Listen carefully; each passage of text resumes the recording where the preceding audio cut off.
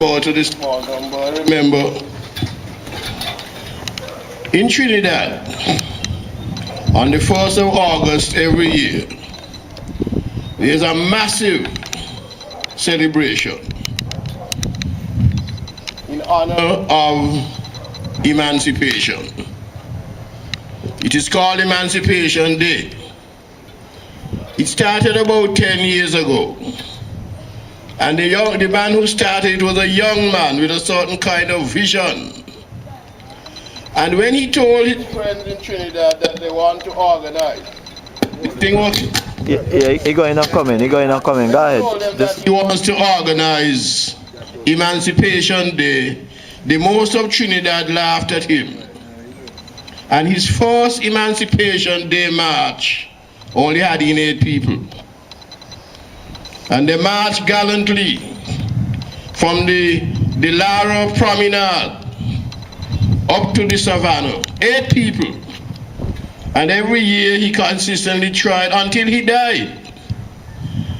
But if you go to Trinidad on the 1st of August this year, you will see 100,000 people marching in celebration of the emancipation of the slaves. We hope that one of these days we'll have 40,000 people taking part in this great celebration. But you see, the people of Buckley are going to have to help in its promotion. This was a great event, and I don't think that the people of Buckley understand that they are living on sacred ground. I am glad to see behind me a family. I see some children sitting down, listening to this, to taking part on the side in this celebration. I am happy to see that because I firmly believe. The card one going a bit. Yeah. Just talk, Wash it, talk. Just talk. I very firmly believe that this celebration every year of the Buckley's riot is going to prove to be one of the greatest historical events in St. Kitts. Now, the people in Buckley have to learn to be proud of this little corner of the earth. Sandy Pointers tell you how proud they are of Sandy Point. Old Road people tell you how proud they are of Old Road. It was the first political center of St. Kitts. Now, Buckley's people are going to have to grow up. The little children who are behind me here are going to have to grow up to be proud of Buckley, because Buckley was the most important corner of the Caribbean in 1935, and it is because of Buckley why the Caribbean, the English-speaking Caribbean, is what it is today. Buckley is an important place. And all the households of Buckley's should be here this afternoon, taking part in the celebration. But they have to be brought up to date. They have to be told what a great celebration it was. And maybe the reason why they don't think it is such a great celebration is that the revolution which Buckley was supposed to be representing did not trickle down much to them. Now, a lot of people, black people, have benefited from that Buckley's revolution. But let me tell you something. I'm doing research just now for a book. And you know what I found to my dismay? Between 1835 and 1935, 100 years, there wasn't a single black landowner in St. Kitts in 100 years. All of the land in St. Kitts belong to either white people or brown-skinned people. And let me tell you about the brown-skinned people. They started off as brown-skinned people, but Allah was made to turn them into white people. So they had to be called white people. So all of the land, every square inch of land, of cultivable land, was in the hands of the white people, the European people, and their descendants. And you know what happened? Up to now, we look at, you see, when slavery was abolished, the next thing which should have been abolished was the sugar industry. Because the sugar industry could not survive without slavery. And once the slaves were emancipated, there should have been no sugar industry. The land on which the slaves were working should have been passed on to them. We should have developed a peasantry. Mr. Probin talked about 1896, the riots, the Portuguese riots. You know why they had the Portuguese riots?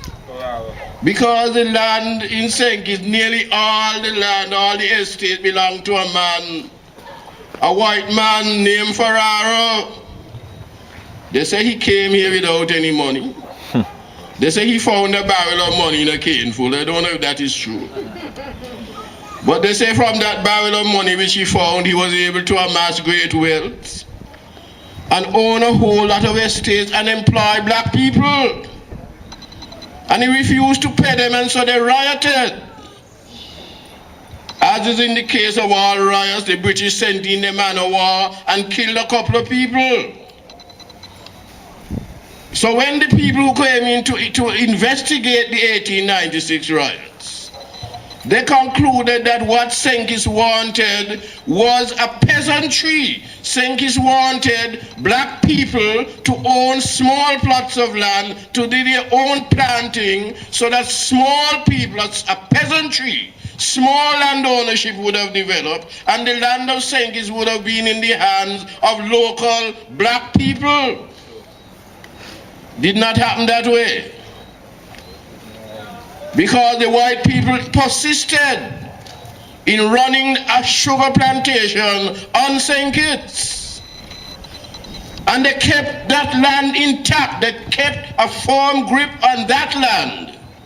So up to 1935, our people still had to be fighting for a half a penny a week in wage.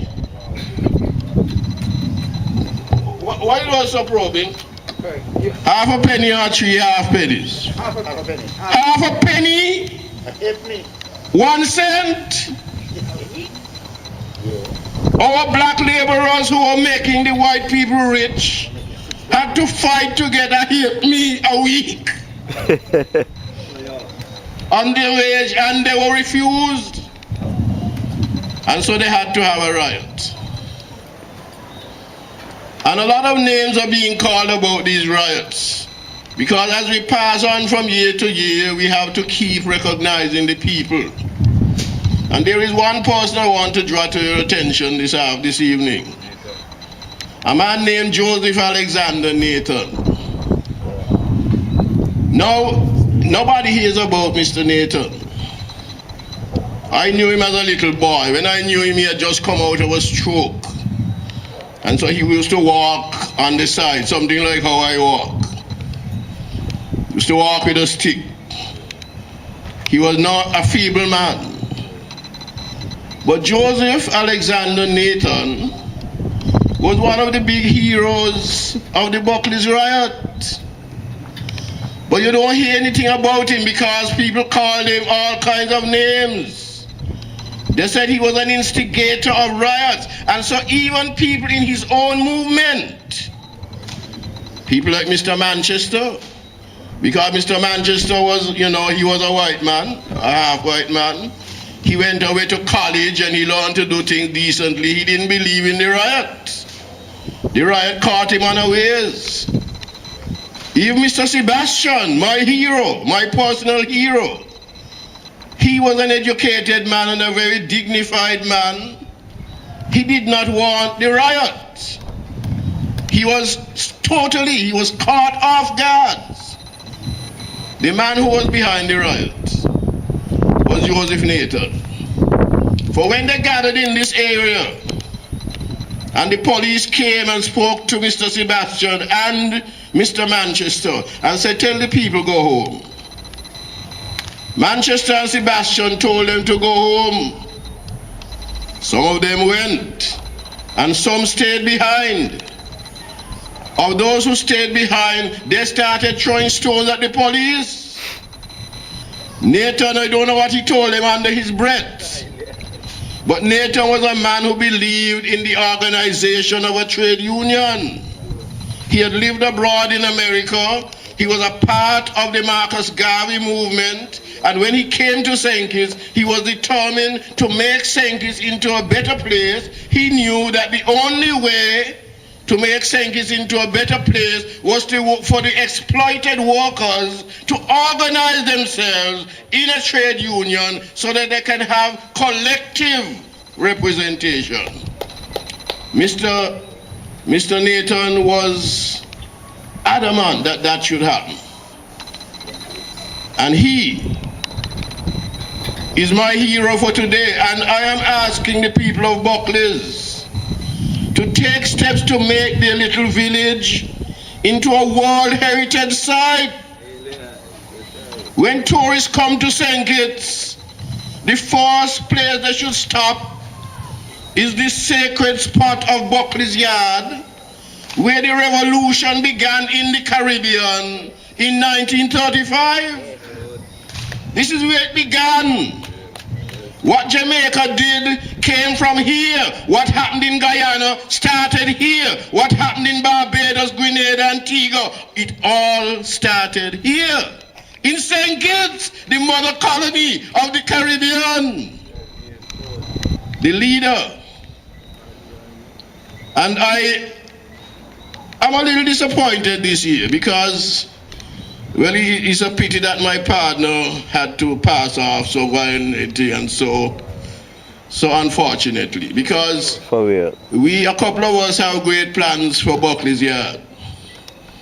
We want to have a museum. We don't have to build anything. You use what you have. That place in there should be a museum where we have pictures of all the heroes and the heroines of St. Kitts, the great teachers that taught our children in the early 1900s to turn us into what we are today.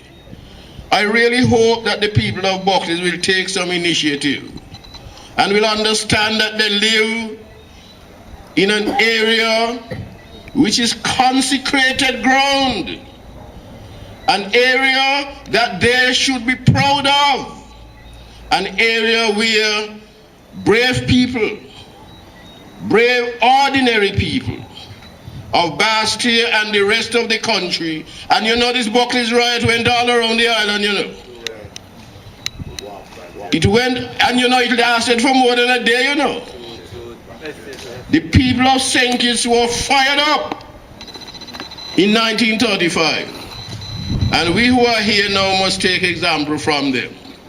We must honor them, we must remember them, and we must respect them, and we must bring up our children to adore the memory of these brave people who helped to bring about change in our island and in the rest of the Caribbean. Thank you very much.